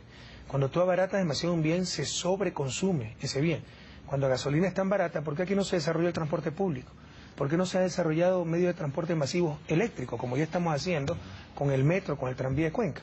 Porque era demasiado barata la gasolina. Entonces todo el mundo prefiere comprarse su carro y de repente estar en un 4x4, 8 cilindros, y solito viajando él. Ni siquiera es que va al trabajo recogiendo 4 o 5 compañeros, sino solito. Y después tal vez son los que protestan por el Yasuní. Lo más ecológico que hacen es echarle gasolina súper al 8 cilindros. Entonces distorsiona el bajo precio. Dicho sea de paso, te insisto, hay una manera que todos contribuyamos al Yasuní ITT. Lo podemos revivir, si ustedes quieren. ¿Cómo? Quitando el subsidio para la gasolina. Ahí serían como 3.000 millones anuales para el fondo Yasuní ITT y se reduciría el consumo de hidrocarburos y las emisiones de CO2. Pero vamos a ver ¿Cuál sería el precio quién real acepta de la la propuesta gasolina? y quién es quién. Porque es facilito decir, conservemos el Yasuní, yo no hago ningún sacrificio y sigo bañándome 2 horas con agua caliente, sigo cogiendo el 4x4, 8 cilindros para pasear, para ir a la oficina todos los días en vez de coger bus o llevar más compañeros. ¿Cuál sería el Es facilito cuando eso no implica ningún sacrificio de nuestra parte. Tenemos una sociedad muy consumista y tenemos que hacernos una autocrítica. Pero en todo caso, respondiendo a tu pregunta, ¿no? En 2016, acabando de subsidiar el gas, acaba el problema de contrabando, que no es lo más grave, es fastidioso. O sea, lo más grave es el atentado al Estado de Derecho, porque las pérdidas, ¿cuántos se han encontrado? 30, 40 millones, son mínimas frente a los 3.600 millones de subsidio a los combustibles. Es totalmente marginal. El problema es el desafío al Estado de Derecho, la anarquía, el ambiente de ilegalidad que se genera, lo cual es tremendamente grave y nocivo para el Estado y para la democracia. Entonces, y con los combustibles estamos pensando, diseñando un cupo anual. La otra vez yo lancé una cifra, pero así nomás, a manera de ejemplo 300 galones anuales subsidiados. Correa propone 300 galones, no, yo consumo 500 galones, esto no me alcanza ni para medio año. Fue una cifra, eso está sujeto a estudio. Pero la idea es que para el transporte privado, no el público, porque subirían los pasajes, no el transporte de carga, subirían los alimentos, el privado, el carro de cada uno para optimizar, para que se recoja 3, 4 compañeros por ir al trabajo, etcétera, poner un cupo anual. Es decir, el Estado garantiza gasolina subsidiada, pero hasta cierto nivel. El que quiere consumir más de eso y desperdiciar, ya que pague el precio internacional. Estamos estudiando un mecanismo así. Recuerda que existe el impuesto verde que ya se está pagando, y es que los vehículos más antiguos, con mayor cilindraje, tengan que pagar Sí, pero es progresivo, ¿no? Todavía está a un nivel bien bajo. Puede ser una la buena idea opción, es que ¿no? el carro que más consume pague más en la matrícula. Usted habló mucho, el gobierno de la Revolución Ciudadana ha hablado mucho del cambio de matrices. La matriz energética, que estamos ya con una meta, 2016 dejaremos de quemar combustibles fósiles, vamos a privilegiar la energía hidroeléctrica, matriz productiva, y para ser coherentes, ustedes también han hablado del tema educativo, por ejemplo, y las 4 grandes universidades que el Ecuador está construyendo, que yo las emparento con, vuelvo al Yasuní ITT, porque es un mensaje distinto. El Ecuador tiene que cambiar, el Ecuador tiene que modificar también su matriz educativa. ¿Cómo va todo esto, presidente? Eso es lo más importante que estamos haciendo. Vamos bien, vamos rápido, pero tenemos que ir más rápido todavía. Le insisto, el país rara vez tiene sentido lo importante. Yo creo que lo está teniendo. Antes lo importante, ¿se acuerdan cuando había el festival OTI, la canción? Sí. Era que ganemos el festival OTI, que Miss Ecuador llegue a la final en Miss Universo y que la selección clasifique al Mundial. Eso es importante, ¿no? Ahora la gente habla de conservación, habla de educación, habla de salud. Yo creo que ha cambiado la conciencia. Y eso es fruto, innegablemente, de la revolución ciudadana. Pero en todo caso, eso es salir del extractivismo. No es el infantilismo, el simplismo de cerrar el petróleo, las minas. No, es movilizar esos recursos para desarrollar otro sector. ¿Y qué sector? La única economía que se basa en recursos ilimitados, que es la economía del conocimiento, las ideas, basada en el talento humano. Derecho, ¿no? Y a su vez medio para generar riqueza, etcétera. No es que educamos para que sean productivos y aumente la economía. No es un derecho la educación, pero también tiene la otra consecuencia. Entonces estamos invirtiendo muchísima educación superior. Tenemos 8.000 becas. Ecuatorianos becados en las mejores universidades alrededor del mundo, estudiando básicamente ciencias duras, ingeniería, etcétera, para que después regresen al país con su talento humano. Entonces, construyendo esa economía basada en el talento humano, la ciencia, tecnología, conocimiento. Eso es superar el extractivismo. Y ahí está el futuro del país. Es lo más importante que estamos haciendo, lo estamos haciendo bien, lo estamos haciendo rápido, pero lo podemos hacer aún mejor. Señor presidente, a mí me gustaría, si me permite, volver al tema de Snowden. Desde que pidiera asilo en Ecuador, usted ha estado en contacto con autoridades de Estados Unidos. Me interesa si algo ha cambiado y si a lo mejor utilizaron un tono, digamos, amenazante durante esas conversaciones. Esos son otros de los tantos atentados al periodismo, a la verdad, que hace cierta prensa, ¿no? Y Correa, después de que lo llamó el vicepresidente, cambió de postura. Vaya a ver nuestra declaración el martes o miércoles, cuando decimos, nunca supimos que el cónsul. Yo respeto mucho al cónsul Fidel Narváez, ¿no? El cónsul que dio el salvoconducto. Probablemente en su situación hubiera hecho lo mismo, pero se equivocó, lo hizo sin ninguna autorización dar ese salvoconducto para el señor Snowden, ¿ya? Entonces, fíjese que nosotros autorizamos un día martes al cónsul, dijimos que mientras no esté en territorio ecuatoriano no podemos tramitar la solicitud. Creo que el vicepresidente Biden me llama el jueves o viernes de esa semana, pero entonces enseguida la prensa manipuladora, que como me llamó el vicepresidente a amenazar, yo he cambiado de actitud. Esas son mentiras, y jamás hubiera aceptado que el vicepresidente Biden me llame a amenazar. Por el contrario, me llamó con mucha cortesía. Por respeto a él no presento la grabación y la transcripción, porque usted sabe que por motivo de seguridad pues todo queda grabado, está transcrito. Es verdad, tal vez en algún momento en el futuro lo dejaremos para la historia y con el permiso pues del señor vicepresidente Biden por elemental respeto. Pero fue una conversación muy cordial en que nos dio la preocupación para Estados Unidos. Nosotros le transmitimos también que lo del espionaje era grave, que el señor Snowden tenía derecho a pedir asilo, pero que si tramitábamos la solicitud tomaríamos en cuenta la posición norteamericana y acabó el asunto. Pero nuestra posición nunca varía. Pero eso sí que cambia las relaciones, por ejemplo, a lo mejor entre América Latina y Europa, porque el caso de Snowden dio paso al secuestro del avión de Evo Morales. Es que eso sí es grave, ¿no? Usted ve el entreguismo. Bueno, insisto, somos muy respetuosos con todos los países, sobre todo con los pueblos, ¿no? Los pueblos europeos, el pueblo norteamericano, al que quiero mucho, pero es claro que ha habido políticas tremendamente nefastas, que ha habido colonización, que ha habido imperialismo, que ha habido intervencionismo. Mire todos los datos que están saliendo de la CIA. ¿Cuál es el último dato que salió? Que reconoce que participó del golpe de Estado en 1950. ¿Dónde es que fue? En Irán. En Irán, sobre eso, ¿no? Que puso al Shah, un régimen totalmente corrompido. Eso ha existido, eso es innegable. Y estamos contra eso, no contra los pueblos, que somos hermanos. Y es terrible, en verdad, lo que está pasando en Europa, ¿no?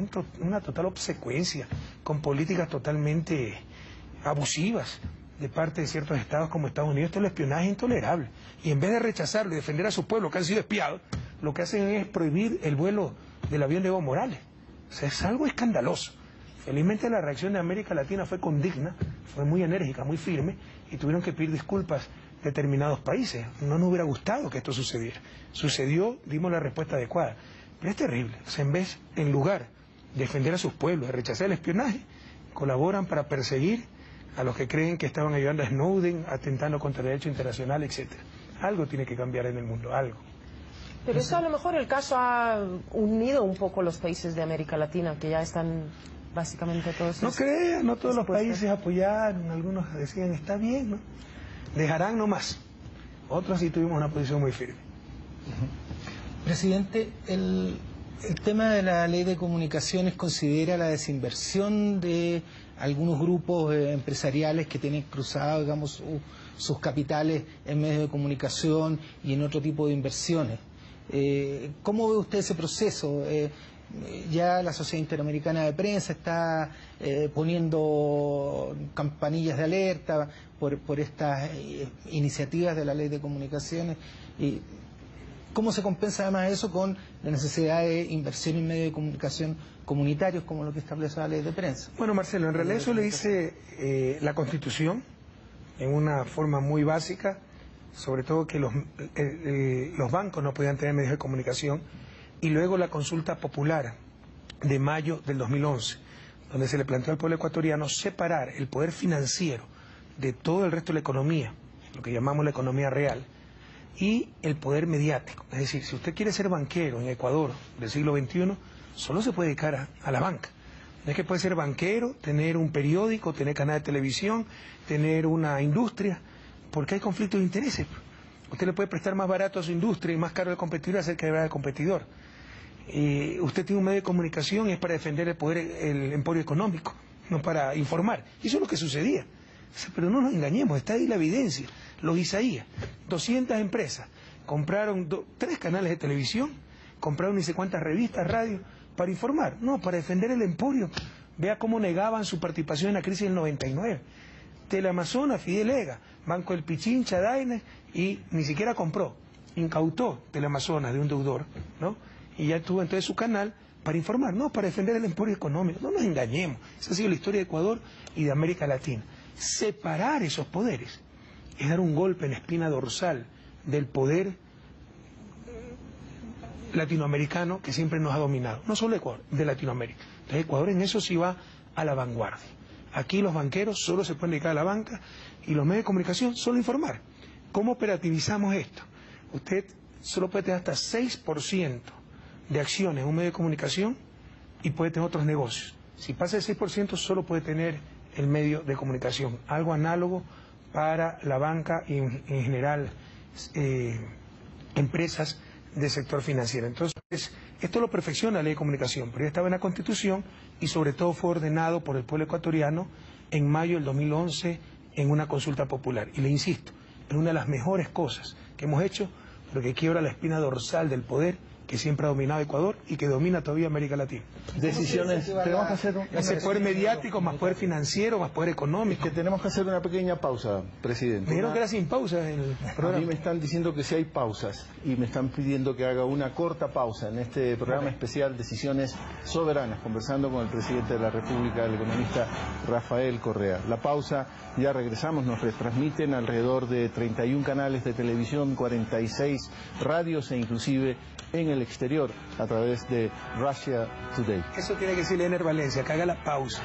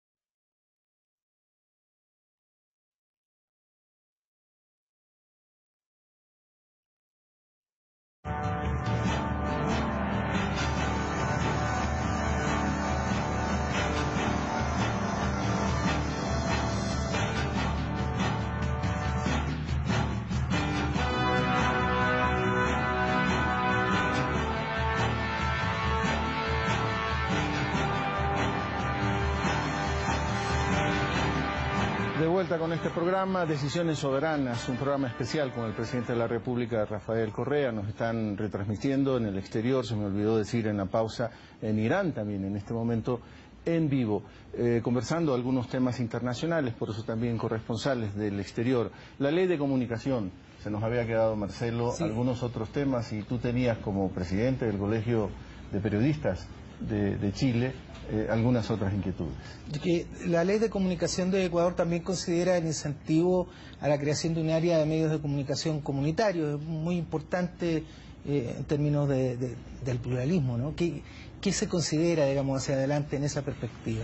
Bueno, la ley lo establece. Uno de los objetivos de la ley es democratizar los medios de comunicación. Yo soy un crítico y respeto otros criterios, pero la información es un derecho. Entonces, es una contradicción que ese derecho se ha generado y en algunos países garantizado, no por el Estado, sino por medios de comunicación, por empresas con fines de lucro. Entonces, es una contradicción en sí mismo, el fin de lucro y el garantizar un derecho. Entonces, creo que en el mismo modelo capitalista de comunicación está el problema, está el conflicto. Pero bueno, esa es mi opinión personal. Lo que es claro es que esto está en manos de la oligarquía y ha servido para dominarnos y ha sido una unión nefasta. El poder económico, poder mediático que concluye en el poder político, y así nos han dominado. Por eso el avance del Ecuador, al separar esos poderes, ¿no? Quebramos el espinazo del poder que ha dominado nuestro país. Pero en todo caso, además se tiene que seguir democratizando. Ya tal vez no cambiar el modo de propiedad, pero democratizar esa propiedad y, sí, también en otros espacios tener otras formas de propiedad de los medios de comunicación. Por eso la nueva ley distribuye el recurso radioeléctrico, el espectro radioeléctrico, es un recurso limitado, escaso, o sea, está en una cantidad fija y tiene que repartirse. Entonces estipula la ley que solo 33% podrá ser para las empresas capitalistas de comunicación, 33% para el sector público, que no es solo gobierno central, municipios, universidades públicas, Asamblea Nacional, etcétera, y 34% para el sector comunitario, que lo pudiéramos definir en forma general como sector sin fines de lucro. Incluso 10 periodistas que se unen, viven una frecuencia y se dedican a hacer periodismo, no a acumular. Señor presidente, sobre el tema de la ley de comunicación, perdóname, Javier, se viene el tema de la superintendencia de comunicación que depende de usted para que nombre a los posibles funcionarios. Ya se ha nombrado el Consejo de Regulación. Quería preguntarle si usted ya tiene la persona o las personas que van a estar al frente de esto como primera pregunta. Y la otra es lo que hablábamos con Marcelo del asesinato de imagen, se ha sabido llamar en Chile. Acá nosotros lo estamos estipulando como linchamiento mediático. ¿Cómo ve usted esta figura dentro del ámbito de la ley de comunicación y su posible paso al Código Penal que se está discutiendo? Por favor. A ver, sobre superintendente todavía estamos cotejando nombres, pero en todo caso yo sí quisiera decirle la lógica detrás de esto. Estas son elaboraciones que tenemos, ¿no? El gobierno, sobre todo Semplades, ha contribuido mucho al desarrollo de conceptos. Es que cuando es un sector específico, cuando se tiene que controlar bienes, etcétera, por ejemplo hidrocarburos, gasolina, que vendan bien las gasolineras, que no haya contrabando, hay agencia de regulación. En este caso, la Agencia de Regulación y Control de Hidrocarburos, la ARCH. Cuando se trata de derechos, de cosas ya mucho más trascendentales, se tiene superintendencia. Por eso se ha hecho la superintendencia de control de poder de mercado, de economía popular y solidaria, y por eso hemos hecho la superintendencia de medios de comunicación. Entonces, todo esto tiene una lógica, hay mucha coherencia. Y todavía no tenemos los nombres, lo estamos cotejando para presentarlos, ¿no?, al Consejo. Y sobre el linchamiento mediático, ¿no? Ya uno hasta le causa risa ver cómo buscan todos los peros, ¿no? Hasta consultaron a la Academia de la Lengua Ecuatoriana para decir que el linchamiento no existe. Acá se llama asesinato mediático. Le pudimos poner acoso mediático. No nos engañemos, lo que no quieren es tener nada, que quieren seguir abusando de su poder mediático. Fíjese que la figura del linchamiento mediático y superintendencia no estuvieron en el proyecto original, pero el proyecto original también lo boicotearon, también se opusieron, lo bloquearon 4 años. No se engañen, no querían ley, no querían ninguna clase de regulación, querían seguir utilizando su poder de forma antiética, sin escrúpulos, con abusos, como siempre. En todo caso, yo creo que está claramente definida la figura del linchamiento mediático. Está discutiendo la Asamblea para ver si lo incluye en el Código Penal. En principio no estoy de acuerdo, pero veremos en qué acaban los debates de la Asamblea y tomaremos una decisión. Usted sabe que yo tengo capacidad de veto en su debido momento. Nos están viendo afuera, presidente. Última cuestión sobre si ustedes no tienen otros temas de ley de comunicación. Decía, nos están viendo afuera. Y afuera hay una permanente campaña en contra de la imagen del gobierno. No hay libertad de expresión. Soy testigo, me consta haber escuchado que en las propias Naciones Unidas, en un debate del Consejo de Seguridad, cuando se presentó la directora de AP, Associated Press, y habló de una lista de periodistas que pierden vida en zonas de conflictos graves, conflictos Somalia, habló de ella de esos nombres, de Siria, puso al Ecuador en esa lista. Esto desvela esta predisposición afuera de hablar en esos términos de nuestro país. Afuera nos ven ahorita mismo. ¿Qué responder a todo eso, presidente? Bueno, ¿qué es afuera, no? Si usted habla de los países hegemónicos dominados por el gran capital, pues nos van a ver así. Pero vea cómo nos ve Latinoamérica. Modestia aparte, somos el gobierno más popular de América Latina, somos el gobierno más popular de la historia de Ecuador. Así que supongo que algo bueno estamos haciendo. Y no creo pues que nuestros pueblos tengan almas de esclavos que apoyen tanto a gobiernos que quitan la libertad. Y existe tanta falta de libertad de expresión que lo pueden publicar todos los días en sus titulares. Esto es una gran mentira, ellos lo saben nuestros pueblos. Que no lo sepan ellos, unos gringuitos, problema de ellos, que vengan a conocer la realidad. Señor presidente, una pregunta sobre los medios internacionales. Ecuador se ha hecho un newsmaker el año pasado en el mundo, por ejemplo, por el caso de Assange, de Snowden, Chevron también. El equipo de RT ha estado aquí. Que estoy buscando protagonismo, sí, porque quiero ocupar el lugar de Hugo Chávez y toda la historia que están. Yo quería decir otra cosa. Nos pasamos planificando cómo lograr todas esas cosas, encontrar todos esos problemas para posicionarnos a nivel mundial como somos populistas, megalómanos y que nos conozca el mundo entero. Esa es la versión de cierta prensa. Sí, pero yo quería decir que el equipo de RT ha estado aquí 3 veces para cubrir diferentes noticias, detalladamente. ¿Alguna vez ha sin tenido embargo, la más mínima restricción para realizar su trabajo, Yolanda? No, nunca. Pero no existe libertad de expresión. Sin embargo, RT no tiene cobertura en Ecuador y tiene cobertura en todo el continente latinoamericano.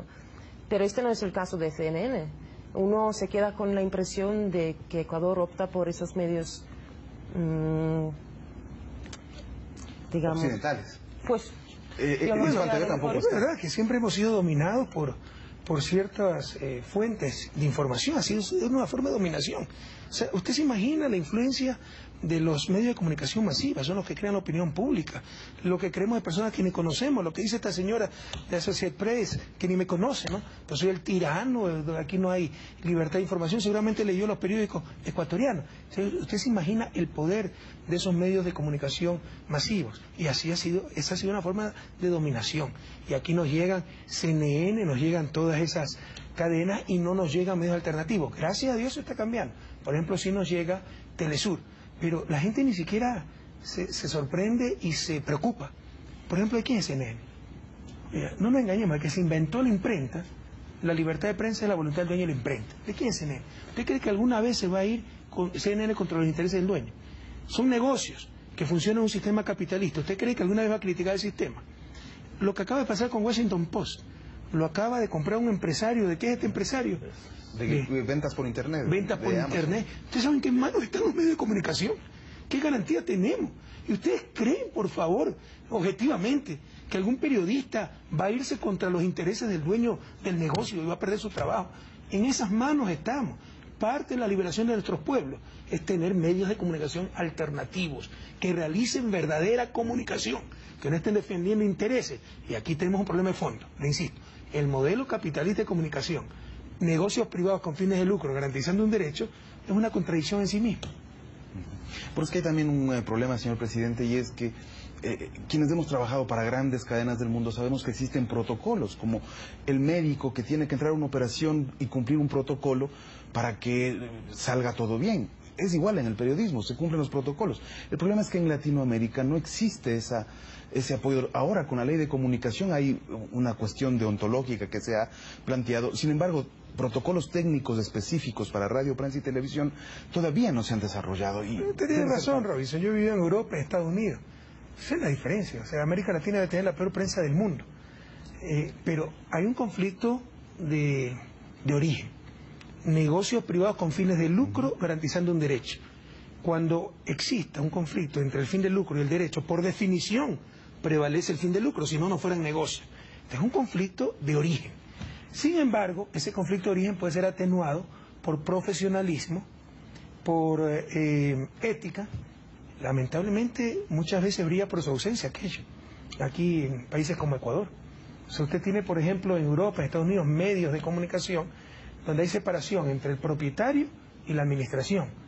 Usted ni conoce a los propietarios, de hecho son miles de accionistas, y la administración está en manos de profesionales, periodistas profesionales. Aquí está en manos del hijo, pues del dueño.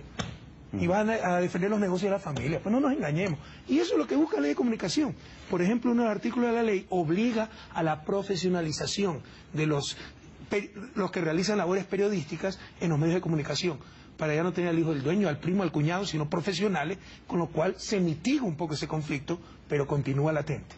Presidente, quizá temas un poco más domésticos, pero relacionados con lo internacional. Se dice que la reelección indefinida es mala cosa para la democracia, en términos generales. Y también se lo dice, creo que, afuera. Hoy tenemos un debate, casa adentro, sobre el tema de la reelección, no solo presidencial, reelección en general. ¿Cómo plantea usted el problema? Sí, lo que hemos postulado es para evidenciar la doble moral de la prensa. Hace 6 meses, cuando yo me lanzaba a la reelección era lo peor del mundo, era el veneno de la democracia, porque necesariamente uno abusa de los recursos públicos, porque la alternabilidad es el pilar de la democracia. Hoy que quieren mandar a reelección al alcalde de La Argolla, entonces lo bueno es la continuidad. Es más, dijo que no se iba a lanzar, engañó a sus electores, dijo que era su última alcaldía, pero ahora ser patriota rever la decisión, le lanzan loas, le lanzan saludos los periodistas obsecuentes para que revise su posición. Entonces, qué doble moral, qué discurso de coyuntura. Entonces lo que le hemos dicho, oiga, nos están convenciendo pues también para rever nuestra decisión. Si resulta que ahora la continuidad es lo bueno, y yo he dicho, este es mi último periodo, y ser patriota es revisar a lo que uno se comprometió, bueno, vamos a revisarlo. Y están pues con, usted sabe, con un nudo en la garganta, ¿no?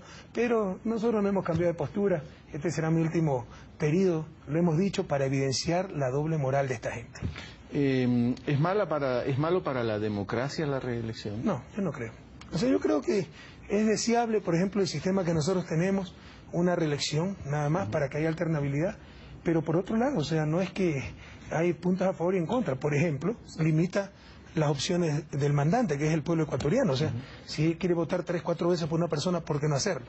Sin embargo, creemos que es deseable, dada la circunstancia del Ecuador, el sistema que nosotros propusimos en la Constitución. Pero hay puntos a favor y en contra. ¿En Chile cómo es, Marcelo? En Chile no hay reelección. Inmediata. Pero claro, sí. Bueno, pasando un periodo. Exacto, sí. Michelle Bachelet puede ser el nuevo presidente.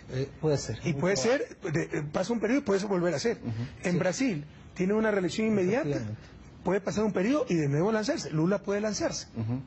Pero aquí pusimos una reelección y era que queríamos perennizarnos en el poder. Y ahí sí lo malo era la reelección. Ahora que quieren a la gallada lanzar la reelección, lo bueno es la continuidad. Esa es la doble moral de cierta prensa. Pero el problema de la reelección o no plantea otro asunto, presidente. ¿Quién toma la posta? Esa también es otra cuestión. Bueno, es que parte de nuestro trabajo, cuando uno es honesto, cuando uno quiere pasar por el poder y que el poder pase por uno, es decir, tan solo tener al poder como instrumento de servicio, no como instrumento para servirse de él, una de las tareas fundamentales es preparar esos cuadros, y nosotros nos hemos preocupado mucho. Uno de los problemas que tenemos es que hay gente brillante demasiado joven, que no cumple la edad para las próximas elecciones de 35 años para presidente o vicepresidente.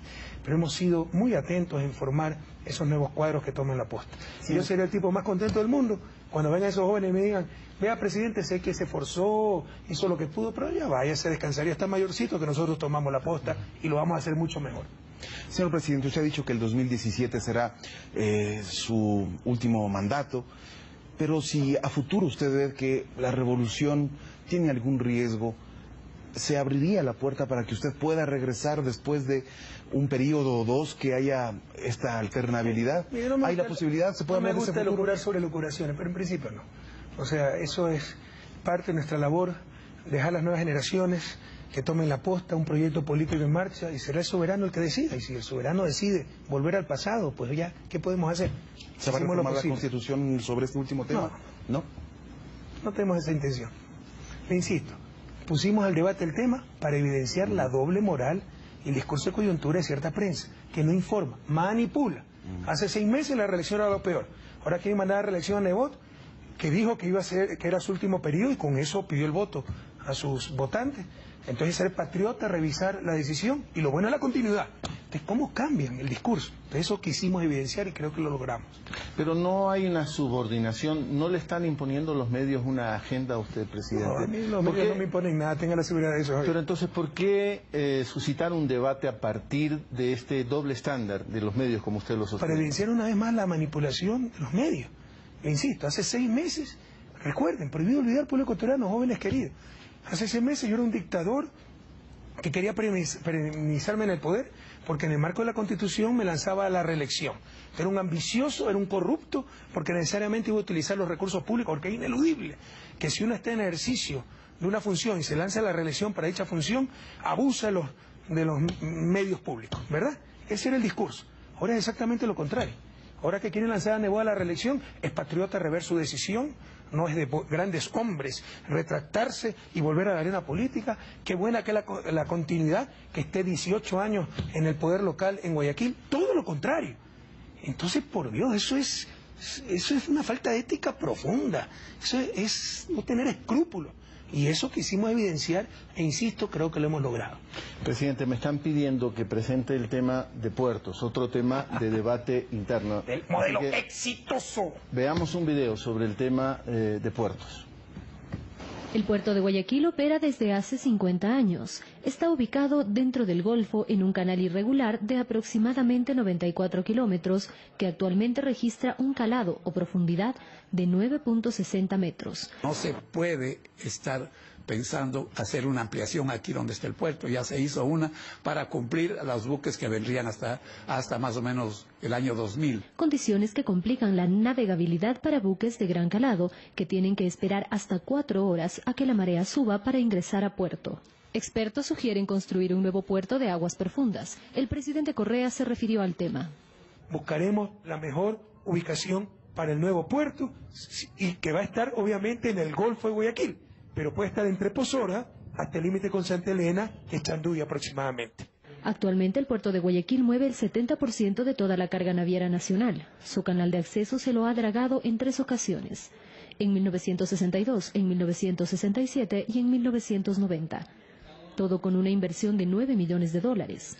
Existe una sedimentación agresiva y, digamos, el dragado mantiene la profundidad, entonces eso implica un costo más alto. Un cuarto dragado para aumentar el calado es propuesto por el alcalde de Guayaquil, Jaime Nebot, con el propósito de que toda la actividad portuaria registrada hoy no se mueva del actual sitio. Nos van a hacer dragar los goles, dragar el canal para después decir el puerto de Guayaquil sigue para cabotaje y turismo y dedíquense a nadar en un canal más profundo. No, señor. Dragar a 11 metros es imposible. Se llenará en 4 meses. El puerto de aguas profundas de Pozorja fue una propuesta planteada años atrás por la propia Administración Social Cristiana y las cámaras de la producción de Guayaquil. En diciembre de 2006, el expresidente Alfredo Palacio autorizó, vía decreto, que la empresa española Alianza Internacional Portuaria Alimport construya un muelle de 400 metros y un patio para almacenar 4.000 contenedores, trabajos que hoy están inconclusos. Se está haciendo un empate, ¿no?, entre lo que es ser Guayaquil y el puerto.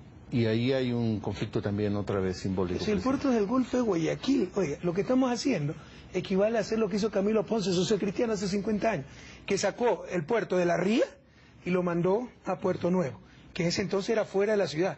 Imagínense si le hubieran dicho todas las tonterías que ahora dice la oligarquía guayaquileña, con su agenda separatista, que nadie se engañe. Lo que quieren ellos es controlar los puertos para si algún día se pueden separar del Ecuador. El proyecto Singapur, se reunieron hace unos años en Guayaquil los separatistas bolivianos, venezolanos, con los ecuatorianos, sobre todo la oligarquía guayaquileña. Nosotros no pensamos en Gallada, en barrio, pensamos en Ecuador, en la región, en América Latina, en el mundo, sistema mundo. Y necesitamos puertos de aguas profundas. Entonces, ¿qué sentido tiene, por ejemplo, lo que dijo el señor, que no sé quién es el comentarista? Es correcto. El fondo, nosotros estamos dragando lo que dice el contrato, porque esa es otra cosa, se quiere beneficiar al concesionario. El contrato dice que debemos dragar, mantener el calado a 960. Esto lo quieren aumentar para mejorar el negocio con Tecom. ¿Por qué? ¿Cuánto va a pagar con Tecom? Pero en todo caso, es antieconómico también. Si tenemos puertos naturales de 15 metros de calado, para que vengan buques post-Panamá, los más grandes del mundo, que el próximo año va a poder pasar por el canal de Panamá, ¿para qué gastar decenas de millones de dólares tratando de dragar antinaturalmente, que incluso tiene gran impacto ecológico? ¿Dónde bota los sedimentos? Eso es lodoso, se vuelve a llenar. Bueno, aceptó el señor Nebot dragarlo, maravilloso, todo el apoyo para que lo drague. Por supuesto ya se está rogando, está poniendo condiciones, pretextos. No, usted dijo que lo iba a dragar, dráguelo, señor. Y cobra la gallada lo que tenga que cobrar, que no se nos queden después de pérdida de competitividad. Nosotros no pensamos en gallada, no pensamos en barrios, en localismo, pensamos en el país y veremos el mejor lugar técnicamente para tener el puerto de aguas profundas. Uno de los puertos, porque necesita 3 Ecuador. Esmeraldas, Manta y Guayaquil, uno de los puertos de aguas profundas que requiere la República. Pero todo es posible técnicamente. Usted puede dragar 15 metros también, pero ¿cuánto cuesta? Es antieconómico. En lugar de eso, vamos a puertos naturales de mayor calado. Pero eso significa que la oligarquía guayaquileña no puede controlar el puerto, y por eso toda la oposición. Porque es tan absurdo, por ejemplo, el señor Nebot que dice, y vamos a dejar el puerto de Guayaquil de cabotaje y turismo. Una cosa es la especialización, otra cosa es exclusividad. Miami es el principal puerto turístico del mundo, pero también es puerto de carga. Nadie le ha dicho que no va a ser puerto de carga. Pero por supuesto los grandes buques no podrán entrar a Guayaquil como no entran ahora e irán al puerto de aguas profundas. Estamos pensando técnicamente, planificadamente, en función del Ecuador y del futuro, no en función de la gallada y sus planes separatistas. Puertos, ustedes que hacen medios desde afuera saben lo que es ser la importancia de un puerto, ¿no? Y estos debates que hay también en el Ecuador. Un proyecto Singapur, por ejemplo, ha dicho el presidente. No sé si alguna vez se enteraron de que podía haber ese concepto también acá en el Ecuador. Al decir proyecto Singapur nos referimos a ciudades-estado, ¿no? Sí. Ustedes saben que Singapur, con todo respeto a Singapur, que es un éxito en desarrollo, es muy pequeño. Entonces, por eso se llama Proyecto Singapur, cuando estos separatistas que lo hay en Bolivia, en Venezuela, quieren cercenar nuestros países y tener pequeñas regiones mantenidas por la oligarquía local. Señor presidente, el puerto ayuda a la cooperación dentro del continente, cooperación y comercio internacional también. Ahora me gustaría hablar un poco de la integración latinoamericana. Por un lado se están desarrollando organizaciones como por ejemplo la CELAC, pero también hay otras iniciativas, por ejemplo lo que tú has mencionado ya, la Alianza del Pacífico. ¿Eso significa que diferentes países de América Latina tienen distintos conceptos de integración? Es claro. Y no solo eso, sino que se dieron cuenta por los países hegemónicos que avanzaba una integración que no convenía a sus intereses. Una integración como la llamamos y la llamamos integral, no solo en función mercantilista. El comercio es importante, pero no es lo único importante, ni siquiera lo más importante. O sea, la integración neoliberal, la globalización, lo que busca es crear mercados, crear consumidores, no crear ciudadanos del mundo, no crear una sociedad planetaria. Entonces, una integración como UNASUR buscaba esa nación de naciones, buscaba esa integración política, económica, energética, en cuanto a laboral, reglas laborales, etcétera. Se dieron cuenta y ya empezó una ofensiva muy agresiva para volver a esas integraciones entre comillas, que lo que buscan es crear un gran mercado y nada más. ALCA reencauchado. Ajá. Pero ha hecho masa crítica a esa región de América Latina en esa visión más digna, más autónoma, menos dependiente de esas visiones del exterior.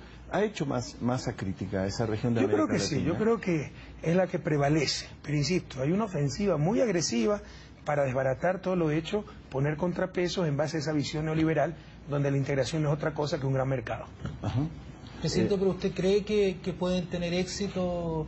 En Chile muy probablemente va a cambiar el gobierno que era proclive a esa Alianza para el Pacífico. En Perú está Ollanta-Humala. Pareciera haber pocas posibilidades de ese tipo de opciones. ¿Cómo ve el desarrollo futuro? No sé si el cambio de gobierno en México también puede significar un mayor acercamiento a estos procesos de integración, ¿no? No le entiendo bien la pregunta. ¿A qué se refiere?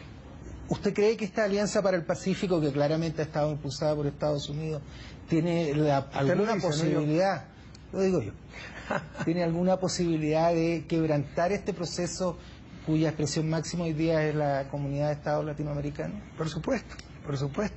Si todavía es muy frágil esa unión, falta decisión, algunas veces hay demasiado miedo, el miedo a ser libre, ¿no? Siempre, no quiero ser ofensivo, pero no me estoy refiriendo a nadie en particular, pero el servilismo siempre es más seguro, ¿no? Que la audacia de ser libre. Pero América Latina debe ser libre. O sea, hemos pasado 200 años esclavos, 200 años como colonia o neocolonias. Y mire, lo que pasa es que esa es la diferencia entre procesos revolucionarios. Estamos cambiando las estructuras. En otros países cambian los gobiernos, pero las estructuras siguen igualitas.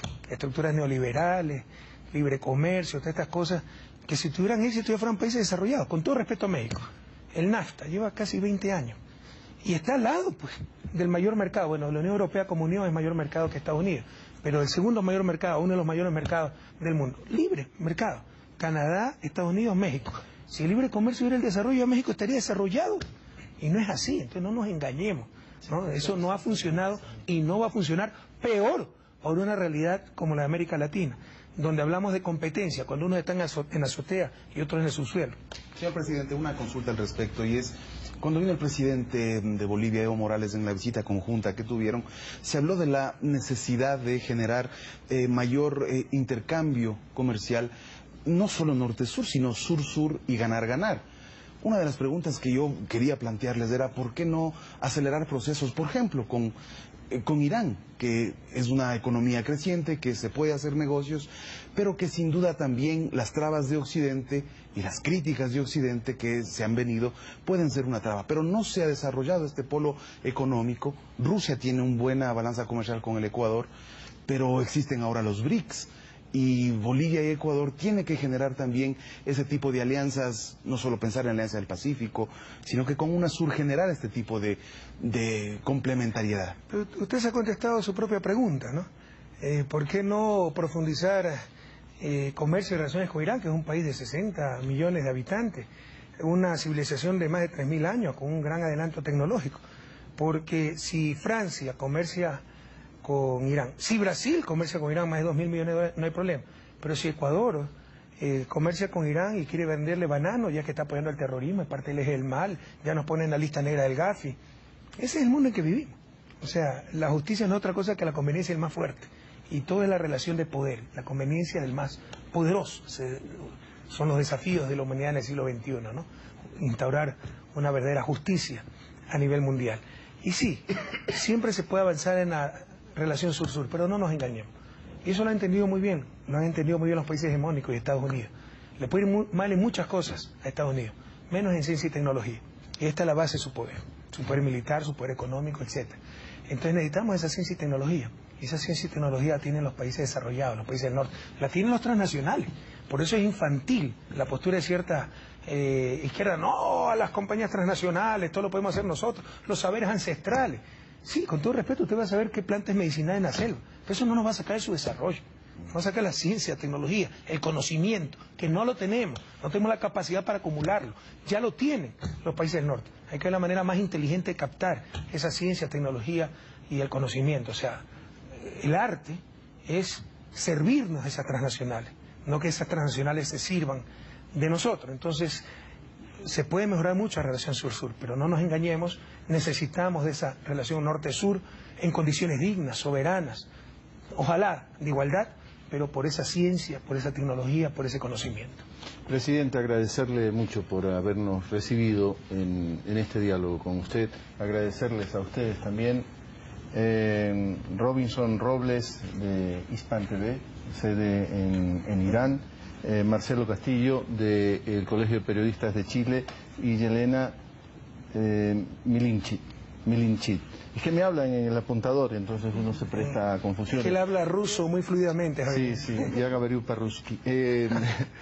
Me dicen que candidatos de Alianza País, que debo de hacerle esa pregunta, que usted tiene una explicación, tiene una posición frente al tema de los candidatos de Alianza País.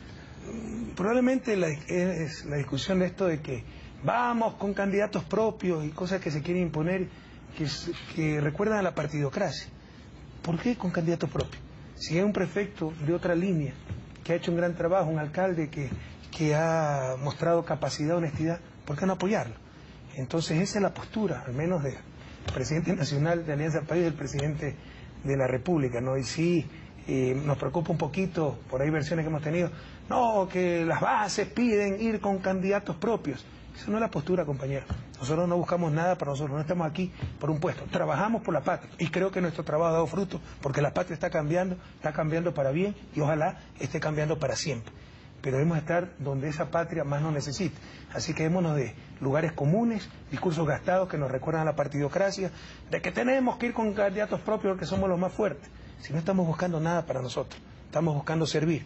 Y si hay autoridades locales de otras listas, de otros movimientos que han mostrado capacidad, ¿por qué no apoyarlos? Esa es la postura del compañero presidente y esa es la postura que propondré en la directiva nacional y en las resoluciones que se tomen para las próximas elecciones. Gracias, presidente. Le agradecemos. Gracias a ustedes, ¿no? Muchas gracias. Esta Bienvenidos al país. A ustedes, como siempre, también le agradecemos su compañía.